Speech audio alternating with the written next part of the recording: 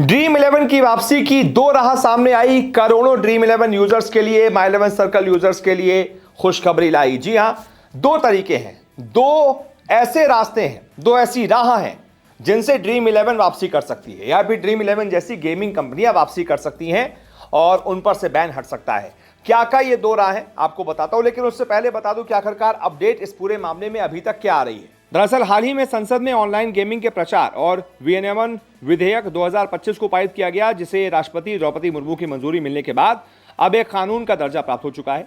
इस कानून का उद्देश्य ऑनलाइन मनी गेम्स पर पूरी तरह से बैन लगाना है, जबकि ई स्पोर्ट्स और ऑनलाइन सोशल गेम्स को बढ़ावा देना है।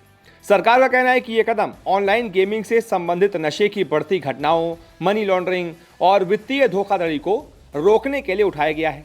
इस कानून के लागू होने के बाद ड्रीम 11, माई 11 सर्कल, विंजो, जूपी, नजार टेक्नोलॉजीज द्वारा समर्थित पोकरबाजी जैसी प्रमुख ऑनलाइन गेमिंग प्लेटफॉर्म्स के जो रियल मनी गेमिंग ऑफरिंग्स हैं वो सब बंद हो। तो ऐसे में अब इसके बाद दो ऐसे तरीके हैं जिनसे अभी भी ड्रीम 11 की और ये जितनी भी कंपनियां हैं इनकी वापसी हो सकती है, रियल मनी गेमिंग की वापसी हो सकती है। कैसे वापसी हो सकती है, रास्ते क्या हैं उसके?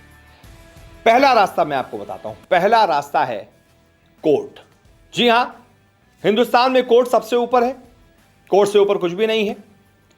कोर्ट बड़े बड़े फैसलों को, सरकार के बहुत बड़े बड़े फैसलों को पहले भी पलट चुका है। और क्या इस मामले में कोर्ट कुछ कर सकता है, अब सवाल यह है, क्योंकि यह मामला कोर्ट तक पहुंच चुका है।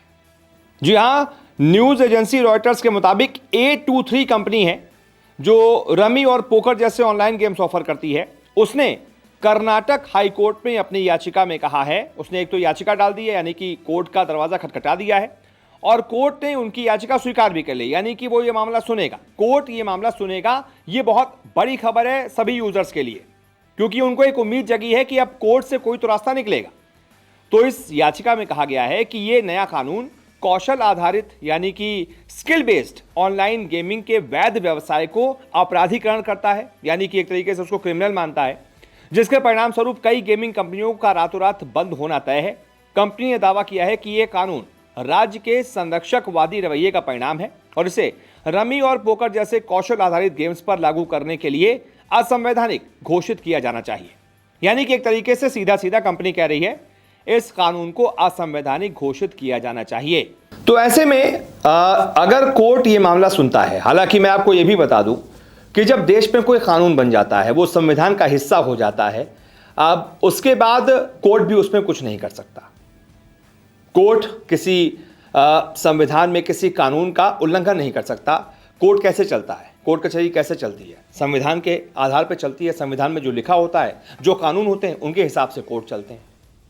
तो ऐसे में जब यह कानून ही बन चुका है तो कोर्ट भी इसमें कुछ नहीं कर सकता। हालांकि अब देखना दिलचस्प होगा कि कोर्ट इस पूरे मामले पर कंपनी से क्या कहता है, सरकार को क्या आदेश देता है। लेकिन एक रास्ता है, अभी एक उम्मीद है कि यहां से कुछ हो सकता है। एक तो ये तरीका है, और दूसरा तरीका है कि सरकार इस बिल में, इस कानून में कोई संशोधन कर दे, जन दबाव में आकर। यानी कि जितनी भी ये कंपनियां हैं, करोड़ों लोगों के साथ जो हो रहा है उसका जो जन दबाव है, जितने भी यूज़र्स हैं वो चाहते हैं कि उनका स्किल बेस्ड गेमिंग जो है वो चालू रहे। बहुत सारे ऐसे लोग हैं जिनको बहुत झटका लगा है। तो एक जो जन दबाव है उसके आगे अगर सरकार चाहे तो इस कानून में थोड़ा सा संशोधन कर सकती है। सब सरकार के हाथ में है। इतने ज़्यादा लोग ये चाहते हैं, अगर सरकार को ये महसूस होगा यार कि बहुत ज़्यादा लोग नाराज़ हैं हमारे इस कदम से, बहुत जन दबाव है, और ज़्यादा मेजॉरिटी लोग, करोड़ों लोग ये चाहते हैं कि इस कानून में थोड़ा सा बदलाव हो। जो स्किल बेस्ड गेमिंग थी, यानी कि टीम बनाकर लोग खेल रहे थे या फिर दिमाग लगाकर कुछ गणित बिठाकर लोग खेल रहे थे, वो चालू रहे। तो सरकार इस पर कोई संशोधन करके कुछ ना कुछ कर सकती है, टैक्स बढ़ा सकती है या कुछ भी कर सकती है, और अपने आप इस फैसले को वापस ला सकती है।